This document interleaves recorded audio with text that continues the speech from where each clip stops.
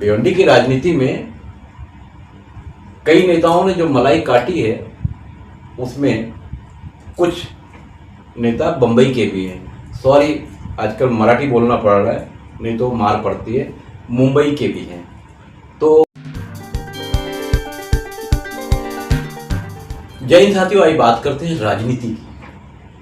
आमतौर से देखा जाए तो हमारे देश का आम इंसान राजनीति को बहुत आसान समझता है और अपना काम धंधा छोड़कर किसी नेता के पीछे चल निकलता है और बाद में वो खुद भी नेता बनने की कोशिश करता है। नेता बनना अलग चीज़ है, नेताजी के पीछे चलना ये अलग चीज़ है। अब राजनीति में आपको समझाऊं कैसे। ये राजनीति भिवंडी शहर की ही मान लेते हैं तो राजनीति दो किस्म की होती है। एक तो ये मटर है, ये सफ़ेद है। सफ़ेद मतलब पूरी तरह सफ़ेद नहीं, यानी वाइट नहीं। और ये चना है, ये इसको काला चना भी आता है, काबुली चना भी आता है, देसी चना भी आता है, मटर भी इसी तरह से छोटी बड़ी आती है। अब राजनीति असल में होती क्या है, इससे यानी मटर से रगड़ा बनता है।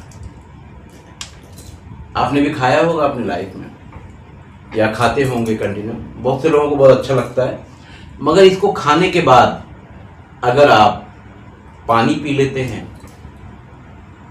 तो इसका जो रंग है अलग हो जाएगा, यानी गैस बनने जैसी सूरत हो सकती है ज़्यादातर लोगों को। अब चने की अगर बात करते हैं तो ये चना भी ऐसे ही है। चना खाने के बाद अगर आपने पानी पी लिया तो पेट तो भर जाएगा, मगर किसी किसी को गैस बनती है। राजनीति ठीक यही है। अब तो अगर दोनों को मिलाकर बना दिया जाए तो इसको लोग घुघरी कहते हैं। घुघरी चने की भी बनती है और मटर की भी बनती है। दोनों को अगर मिलाकर बना दिया जाए तो चना और मटर की घुघरी, यही है राजनीति। राजनीति में अगर आप किसी नेता के पीछे चल रहे हैं, अब नेता भी दो किस्म के होते हैं।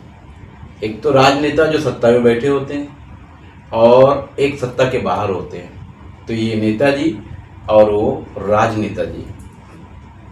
अभी देखिए ना, महाराष्ट्र में एक राजनीति चल रही है। मराठी बोला, जर नाही बोलले तो तुमचं और हल्ला होऊ शकते, मारहाण होऊ शकते किंवा तुमच्या दुकानात तोडफोड होऊ शकते। सध्या महाराष्ट्रामध्ये दिसतोय लोकांना, आणि पोलिसांनी बरेच लोकांवर गुन्हा पण दाखल केलेला आहे। तो ये विषय है। तो राजनीति में कभी भी एक मुद्दा गरम किया जाता है। जो अपोजिशन में होते हैं वो गरम करते हैं और जो सत्ता में होते हैं वो फाइट करते हैं। नहीं, ये ऐसा नहीं, ये ऐसा है। हमारे देश की राजनीति यही है। जो सत्ता में है वो मलाई खा रहा है और जो सत्ता के बाहर है वो मलाई खाने की कोशिश में जनता को भड़काकर रास्ते पर भी लाता है, जैसे कि आमतौर से होता है। आप भी जानते हैं, मैं भी जानता हूँ। यही राजनीति है।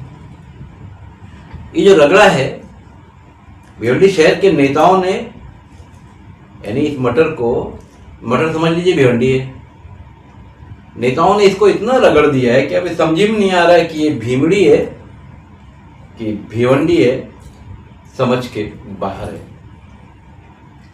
भिवंडी शहर की जो हालत है ये तो आपको पता ही है।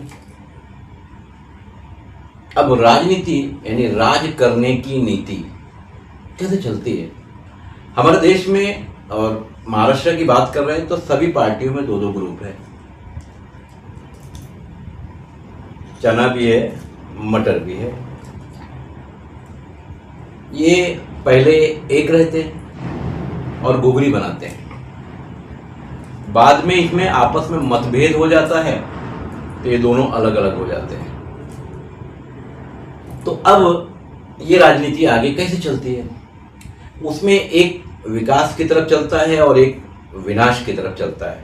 तो विकास की तरफ समझ लीजिए कि ये चना है, थोड़ा काले रंग का है, खाकी भी कह सकते हैं। और ये मटर है, ये विनाश है, क्योंकि इसको ज़्यादा खाएंगे तो गैस का प्रॉब्लम होता है, किसी किसी को हजम नहीं होती। तो राजनीति में यही होता है, पहले घुघरी होती है, बाद में दो नेताओं में फूट पड़ जाती है। फूट पड़ने के बाद कार्यकर्ता जो होते हैं वो बहुत परेशान होते हैं कि हम इस नेता की तरफ जाएं या इस नेता की तरफ जाएं। ये समझ लीजिए, इसका नाम रख देते हैं विकास, और इसका नाम तो मैं पहले बता चुका हूं, विनाश। कीड़े दोनों में पड़ते हैं, राजनीति में कीड़े कभी भी पड़ जाते हैं। इसी तरह से जैसे मटर में कीड़े पड़ते हैं और चने में भी पड़ते हैं, तो भिवंडी शहर की राजनीति इसी तरह से चल रही है। अब चना थोड़ा सा काला है, इनका नाम विकास है, तो विकास अगर आपको नज़र आ रहा होगा तो आप समझ जाइए कि विकास कहाँ हो रहा है। और विनाश अगर हो रहा है तो शहर की हालत को आप देख के भी समझ जाइए कि विनाश कहाँ हो रहा है। भिवंडी की राजनीति में कई नेताओं ने जो मलाई काटी है, उसमें कुछ नेता बम्बई के भी हैं। सॉरी, आजकल मराठी बोलना पड़ रहा है, नहीं तो मार पड़ती है। मुंबई के भी हैं। तो आगे बढ़ते हैं कि ये मुंबई और भिवंडी की राजनीति में आज जो भिवंडी की हाल हो गई है, रास्तों की, भिवंडी के कारोबार की, भिवंडी का लूम उसकी कहानी, भिवंडी का मोती उद्योग उसकी कहानी, ये सब एकदम ख़त्म के बराबर हो चुकी है। मगर भिवंडी की राजनीति में जितनी पार्टियां हैं, चाहे मुंबई का कोई नेता हो या भिवंडी का कोई नेता हो, सबको इस बार महापौर बनाना है ताकि दोबारा मलाई काट सके। अब महापौर बनाने की जो कहानी है भिवंडी में, बड़ी अजीबोगरीब है। कौन सा नगर सेवक कब बिक जाता है समझी में नहीं आता।